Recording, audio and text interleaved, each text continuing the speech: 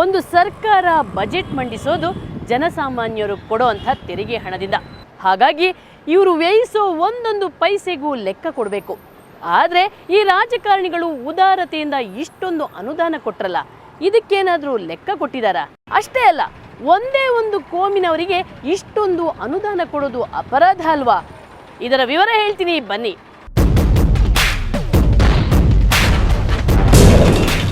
ಸ್ವಾಮೀಜಿಗಳು ಅನುದಾನ ಪ್ರಿಯರಾಗದೆ ಮತ್ತು ಅನುಮಾನ ಪ್ರಿಯರಾಗದೆ ಅವರು ದಾನಪ್ರಿಯರಾಗಿ, ಭಕ್ತಿಪ್ರಿಯರಾಗಿ, ಭಕ್ತಪ್ರಿಯರಾಗಿ ತಮ್ಮನ್ನು ತಾವು ಗುರುತಿಸಿಕೊಳ್ಳೋದು ಒಳ್ಳೆಯದು ಎಂಬುದು ನಮ್ಮ ಅಭಿಪ್ರಾಯ. ಎಂಥ ಮಾತು! ಇಂಥ ಮಠಾಧೀಶರು ನಮ್ಮ ನೆಲದಲ್ಲಿ ಇರೋದ್ರಿಂದಲೇ ಮಠ ಮಾನ್ಯಗಳು ಗೌರವ ಉಳಿಸಿಕೊಂಡಿವೆ. ಭಕ್ತರು ಮಠಗಳನ್ನ ತನು ಮನ ಧನದಿಂದ ಪೋಷಿಸುತ್ತಿದ್ದಾರೆ. ಆದರೆ ಕಾಲ ಎಷ್ಟು ಕೆಟ್ಟು ಹೋಗಿದೆ ನೋಡಿ. ವಿಧಾನಸೌಧದಲ್ಲಿ ಕಾವಿಧಾರಿಗಳು. ವಿಪರ್ಯಾಸ ನೋಡಿ. ಮಠಾಧೀಶರನ್ನು ಕಾಣಲು ಭಕ್ತ ಮಠಕ್ಕೆ ಹೋಗಬೇಕು. ಆದ್ರೆ ಈಗಿನ ನಾಯಕರು ಶಾಣ್ಯ ಇದ್ದಾರೆ ನೋಡಿ. ಬಜೆಟ್ನಲ್ಲಿ ಅನುದಾನ ಕೊಟ್ಟು ಮಠಾಧೀಶರನ್ನೇ ವಿಧಾನಸೌಧ, ವಿಕಾಸಸೌಧ ಸುತ್ತಿಸುತ್ತಿದ್ದಾರೆ. ಬೇಕಾದ್ರೆ ಇವರು ಅಲ್ಲೇ ಆಶೀರ್ವಾದ ಪಡೀತಾರೆ. ಈ ಮಠಾಧೀಶರು ತಮ್ಮ ಜೋಳಿಗೆ ಹಿಡ್ಕೊಂಡು ಅಧಿಕಾರಿಗಳ ಮುಂದೆ ನಿಲ್ಲಬೇಕು. ಇತ್ತೀಚಿನ ದಿನಗಳಲ್ಲಿ ಸರ್ಕಾರ ಮಠಮಾನ್ಯಗಳಿಗೆ ಅನುದಾನ ಕೊಡೋ ಮೂಲಕ ಬಹಳಷ್ಟು ಜನ ಸ್ವಾಮಿಗಳನ್ನು ವಿಧಾನಸೌಧ ಮತ್ತು ವಿಕಾಸಸೌಧಗಳ ಸುತ್ತಮುತ್ತ ತಿರುಗಾಡಬೇಕು ಅನ್ನುವಂಥ ಒಂದು ಪರಿಸ್ಥಿತಿಯನ್ನು ತಂದಿಟ್ಕೊಂಡಿದೆ. ನಾವುಗಳು ಕಾಷಾಯಾಂಬರಧಾರಿಗಳಾಗಿ ಮಂತ್ರಿಮಾನ್ಯರ ಶಿಫಾರಸ್ಸಿನೊಂದಿಗೆ ವಿಕಾಸಸೌಧ, ವಿಧಾನಸೌಧಗಳಿಗೆ ಹೋಗಿಬಿಟ್ಟು ಅಲ್ಲಿ ಅನುದಾನಕ್ಕಾಗಿ ಪ್ರಾರ್ಥನೆ ಮಾಡಿಕೊಳ್ಳೋದು, ಸರ್ಕಾರಕ್ಕೆ ಮನವಿ ಮಾಡಿಕೊಳ್ಳೋದು ಅಷ್ಟೊಂದು ಸರಿಯಾದ ವಿಷಯ ಅಲ್ಲ. ಪುರೋಹಿತಶಾಹಿಗೆ ಮಣೆ. ನಮಗೆ ಮೇಲ್ನೋಟಕ್ಕೆ ಅನುದಾನ ಸಾಮಾನ್ಯ ವಿಷಯದಂತೆ ಕಂಡುಬರುತ್ತೆ. ಆದರೆ ಇದರ ಹಿಂದೆ ಸಾಕಷ್ಟು ಸಂಕೀರ್ಣ ವಿಷಯಗಳಿವೆ.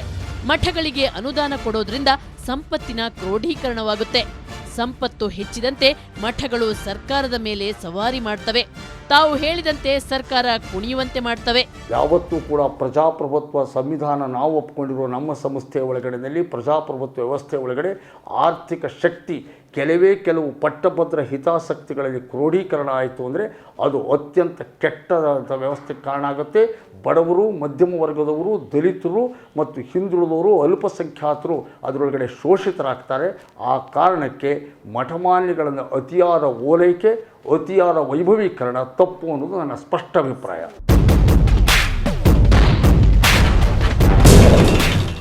ಈ ಬೆಳವಣಿಗೆ ನಿಧಾನವಾಗಿ ಪ್ರಜಾಪ್ರಭುತ್ವ ಸರ್ಕಾರವನ್ನೇ ದುರ್ಬಲಗೊಳಿಸುತ್ತೆ. ಅಲ್ಲಿ ಬಲಿಷ್ಠ ಜಾತಿಗೆ ಸೇರಿದ ಮಠ ಆಡಿದ್ದೇ ಆಟವಾಗುತ್ತೆ. ಇದೇ ಕಾರಣದಿಂದ ಪ್ರಜ್ಞಾವಂತರು ಮಠಮಾನ್ಯಗಳಿಗೆ ಅನುದಾನ ನೀಡೋದನ್ನ ಖಡಾಖಂಡಿತವಾಗಿ ವಿರೋಧಿಸೋದು. ಬಜೆಟ್ಟಲ್ಲಿ ಮಠಮಾನ್ಯಗಳಿಗೆ ಬೇಕಾಬಿಟ್ಟಿಯಾಗಿ ಹಣವನ್ನು ಹಂಚಿಕೆ ಮಾಡತಕ್ಕಂಥ ಒಂದು ಪರಿಪಾಠ ಇದೆಯಲ್ಲ, ಇದರ ಹಿಂದೆ ಖಂಡಿತ ಸದುದ್ದೇಶ ಇಲ್ಲ. ಇದು ಸರಿಯಲ್ಲ ಅನ್ನೋದು ಅಷ್ಟೇ ಅಲ್ಲ, ಅದರ ಹಿಂದೆ ಸದುದ್ದೇಶ ಇಲ್ಲ. ಅಲ್ಲಿರೋದೇನೆಂದರೆ ಜಾತಿಗಳನ್ನು ಒಲಿಸಿಕೊಂಡು ನಾವು ಓಟಿನ ರಾಜಕಾರಣವನ್ನು ಮಾಡಬೇಕು ಅನ್ನುವ ದುರುದ್ದೇಶದಿಂದ ಇಂಥ ಕೆಲಸವನ್ನು ಮಾಡ್ತಾ ಇದ್ದಾರೆ. ಸರ್ಕಾರಕ್ಕೆ ತಾಕತ್ತಿಲ್ವೇ? ಮಠಗಳು ಶಿಕ್ಷಣ, ಅನ್ನದಾಸೋಹ ಮಾಡ್ತವೆ, ಅದಕ್ಕಾಗಿ ಅನುದಾನ ಕೊಡ್ತೀವಿ ಅಂತ ಸರ್ಕಾರ ತನ್ನ ಕಾರ್ಯವನ್ನೇ ತಾನೇ ಸಮರ್ಥಿಸಿಕೊಳ್ತಿದೆ. ಇಲ್ಲಿ ಎದ್ದಿರೋ ಮೂಲಭೂತ ಪ್ರಶ್ನೆಗಳಂದ್ರೆ, ಸರ್ಕಾರಕ್ಕೆ ಶಿಕ್ಷಣ ಕೊಡೋ ತಾಕತ್ತಿಲ್ವೇ? ಈಗಾಗಲೇ ವಿದ್ಯಾರ್ಥಿಗಳು ಇಲ್ಲ ಅಂತ ಸಾವಿರಾರು ಸರ್ಕಾರಿ ಶಾಲೆಗಳನ್ನ ಸರ್ಕಾರ ಮುಚ್ಚಿದೆ. ಅದರ ಜೊತೆಗೆ ಶಿಕ್ಷಣದ ಸಂಪೂರ್ಣ ಜವಾಬ್ದಾರಿಯನ್ನು ಮಠಗಳಿಗೆ ವಹಿಸಿ ಶಿಕ್ಷಣ ಇಲಾಖೆಯನ್ನೇ ಮುಚ್ಚಬಹುದಲ್ವೇ ಅನ್ನೋ ಪ್ರಶ್ನೆ ಇವರದ್ದು. ಶಿಕ್ಷಣ ಇಲಾಖೆಗಳಿದಾವೆ, ಸರ್ಕಾರಿ ಶಾಲೆಗಳಿದಾವೆ, ಸಂಸ್ಥೆಗಳಿದಾವೆ. ಮತ್ತು ಅವ್ರು ಮಾಡೋ ಕೆಲಸ ಮಠಗಳು ಮಾಡೋ ಹಂಗಿದ್ರೆ ಒಂದು ಮಠಗಳ ಕೆಲಸ ಮಾಡಲಿ, ಇಲ್ಲ ಸರ್ಕಾರ ಮಾಡಲಿ. ಇಲ್ಲಾಂದರೆ ಸರ್ಕಾರವನ್ನು ಮುಚ್ಚಿ ಅದೇ ಒಂದು ದೊಡ್ಡ ಮಠ ಅಂತ ಹೇಳಿಬಿಡಲಿ, ಅದೇ ಒಂದು ಬೃಹನ್ ಮಠ. ವಿಧಾನಸೌಧ ಅಂದರೆ ಬೃಹನ್ ಮಠ ಅದು, ಹೌದಾ? ಇಲ್ಲ ಮಠಗಳಿಂದ ಮುಚ್ಚಿ ಬರೀ ಸರ್ಕಾರಿ ಕೆಲಸವನ್ನು ಮಾಡಲಿ, ಅದಕ್ಕೇನು ಬೇಕಾಗಿಲ್ಲ. ಮಠಗಳು ತಮ್ಮ ಕೆಲಸ, ಸಮಾಜದ ಕೆಲಸ ತಮ್ಮ ಇತಿಮಿತಿಯೊಳಗೆ ಮಾಡ್ಕೊತ ಹೋಗಲಿ. ಹಿಂದೆ ಈ ಮಠಗಳು ಹೇಗೆ ಶಿಕ್ಷಣ ಕೊಡುತ್ತಿದ್ದವು? ಬಿಜೆಪಿ ಸರ್ಕಾರ ಅಧಿಕಾರಕ್ಕೆ ಬರುವ ಮುಂಚೆಯೂ ಈ ಮಠಗಳು ವಿದ್ಯಾಸಂಸ್ಥೆಗಳನ್ನು ನಡೆಸುತ್ತಿದ್ದವು. ಈಗ್ಯಾಕೆ ಇವುಗಳಿಗೆ ಅನುದಾನದ ಅಗತ್ಯ ಬಂದಿರೋದು? ಅಂದು ಇಲ್ಲದ ಸಂಕಷ್ಟ ಈ ಮಠಗಳಿಗೆ ಇಂದು ಯಾಕೆ ಬಂತು ಅನ್ನೋದು ಇನ್ನೊಂದು ಪ್ರಶ್ನೆ. ಮಠಗಳ ಸೇವೆ ಸಂಪೂರ್ಣ ಉಚಿತವೇ? ಕೊನೆಯದಾಗಿ ಮಠಮಾನ್ಯಗಳು ನಡೆಸೋ ಎಲ್ಲಾ ಶಿಕ್ಷಣ ಸಂಸ್ಥೆಗಳು ವಿದ್ಯಾರ್ಥಿಗಳಿಗೆ ಉಚಿತವಾಗಿಯೇ ಶಿಕ್ಷಣ ನೀಡುತ್ತಿವೆಯೇ? ಇವು ಡೊನೇಷನು ಫೀಸ್ ಸ್ವೀಕರಿಸೋದೇ ಇಲ್ವೇ? ಈ ಸಂಸ್ಥೆಗಳು ನಡೆಸುತ್ತಿರುವ ಆಸ್ಪತ್ರೆಗಳಲ್ಲಿ ಎಲ್ಲರಿಗೂ ಉಚಿತ ವೈದ್ಯಕೀಯ ಸೌಲಭ್ಯ ಸಿಗುತ್ತಿದೆಯೇ? ಲೆಕ್ಕ ಕೊಡಿ ಮುಖ್ಯಮಂತ್ರಿಗಳೇ. ಈ ರಾಜ್ಯದ ಬಡವನಿಗೆ, ರೈತನಿಗೆ ರೂಪಿಸೋ ಪ್ರತಿ ಯೋಜನೆಗಳಿಗೆ ನಿಮ್ಮ ಬಳಿ ಲೆಕ್ಕ ಇರುತ್ತೆ. ಆದರೆ ಮಠ ಮಾನ್ಯಗಳಿಗೆ ಕೊಟ್ಟ ಅನುದಾನಕ್ಕೆ ಲೆಕ್ಕ ಎಲ್ಲಿದೆ? ಈ ಅನುದಾನವನ್ನು ಮಠಗಳು ಸದುಪಯೋಗಪಡಿಸಿವೆಯೇ ಇಲ್ಲವೇ ಅನ್ನೋದರ ದಾಖಲೆ ನೋಡಿಕೊಳ್ಳುವವರು ಯಾರು? ನಿಜವಾದ ಅರ್ಥದಲ್ಲಿ ಯಾರಿಗಾದರೂ ಜನೋಪಯೋಗಿಯಾದಂಥ ಕೆಲಸಗಳಿಗೆ ವಿನಿಯೋಗ ಆಗ್ತಾ ಇದೆಯಾ ಅನ್ನೋದನ್ನ ಪರಿಶೀಲನೆ ಮಾಡಬೇಕಾಗಿರತಕ್ಕಂಥದ್ದು, ಜನಗಳ ಮುಂದೆ ಅದನ್ನು ತೆರೆದಿಡಬೇಕಾಗಿರೋದು ಹಣವನ್ನು ಕೊಟ್ಟ ಸರ್ಕಾರದ ಕರ್ತವ್ಯ. ಆ ಕರ್ತವ್ಯ ಅದು ಮಾಡದೆ ಹೋದಾಗ ಜನಗಳ ಬಗ್ಗೆ ಏನಾಗುತ್ತೆ, ಸರ್ಕಾರದ ಬಗ್ಗೆ ಅಷ್ಟೇ ಅಲ್ಲ ಅನುಮಾನ ಬರೋದು, ಮಠಮಾನ್ಯಗಳ ಬಗ್ಗೆನೂ ಅನುಮಾನ ಬರುತ್ತೆ. ಆದ್ದರಿಂದ ಏಕಕಾಲಕ್ಕೆ ಸರ್ಕಾರ ಏನು ಮಾಡ್ತಿದೆ ಅಂತಂದರೆ ಸರ್ಕಾರದ ವಿಶ್ವಾಸಾರ್ಹತೆಯನ್ನು ಕಳ್ಕೊಳ್ತಾ ಇದೆ, ಮಠಮಾನ್ಯಗಳ ವಿಶ್ವಾಸಾರ್ಹತೆಯನ್ನು ಕಳೀತಾ ಇದೆ, ಮಠಾಧೀಶರನ್ನೂ ಸಹ ಅನುಮಾನದಿಂದ ನೋಡ್ತಕ್ಕಂಥ ಒಂದು ವಾತಾವರಣವನ್ನು ಇದು ನಿರ್ಮಾಣ ಮಾಡ್ತಾ ಇದೆ.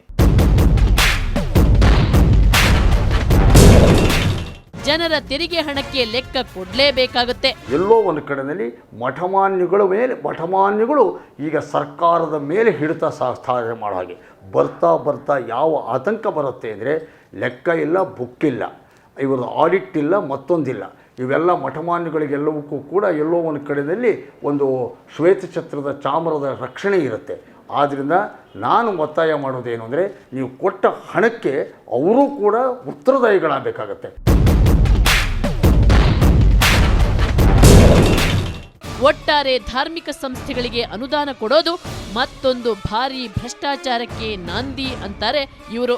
ಸರ್ಕಾರ ಕೊಡ್ತಕ್ಕಂಥ ಅನುದಾನ ಇದು ಭ್ರಷ್ಟತನದ ಒಂದು ಮಾದರಿ, ಪ್ರಜಾಪ್ರಭುತ್ವದ ಒಂದು ಅಪಮಾನ ಮತ್ತು ಅಧಿಕಾರದ ದುರುಪಯೋಗ. ಇದನ್ನು ತಡೆಗಟ್ಟತಕ್ಕಂಥ ಕೆಲಸವನ್ನು ಎಲ್ಲರೂ ಮಾಡಬೇಕು, ಪ್ರಜೆಗಳು ಮಾಡಬೇಕು.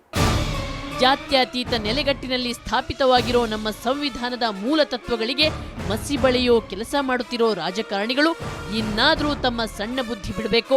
ಇಲ್ಲದಿದ್ರೆ ಜನಕ್ರಾಂತಿ ಅನಿವಾರ್ಯ.